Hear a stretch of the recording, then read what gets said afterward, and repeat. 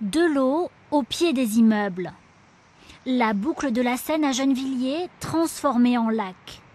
La Défense coupée de toutes ses voies d'accès. Dans le Val-de-Marne, Alfortville inondée à 98%, jusqu'à 1 mètre d'eau dans certaines rues. Nous sommes dans un quartier de Vitry-sur-Seine et on voit ici que dans la modélisation 3D, on est sur des hauteurs de plus d'1 mètre d'eau. Donc la rue est complètement inondée. Les voitures sont inondées si elles n'ont pas eu le temps d'être évacuées. Et puis on peut voir aussi des boutiques qui sont dans la rue qui seront fermées à cause de l'inondation.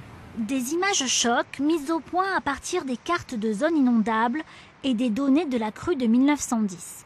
L'objectif, sensibiliser la population sans créer de psychose. L'eau va monter très lentement et ne devrait pas faire de victimes, mais elle va stagner, peut-être pendant plusieurs semaines. 830 000 personnes seront touchées, l'économie francilienne sera alors totalement paralysée. Ça a un impact du coup sur l'accès, comment on va aller travailler sur l'axe de transport, comment je vais prendre le métro, comment je vais prendre le bus, l'impact sur son patrimoine, mon logement va être touché ou pas, va être impacté, ma voiture, où est-ce que je la déplace, si elle est dans la rue, elle sera inondée aussi au même titre que les maisons.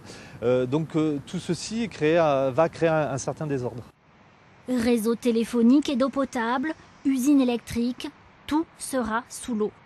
On ne peut pas prévoir quand la crue aura lieu, mais elle aura lieu, c'est certain.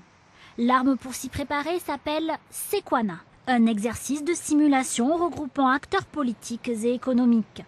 Les opérations débuteront le 7 mars prochain.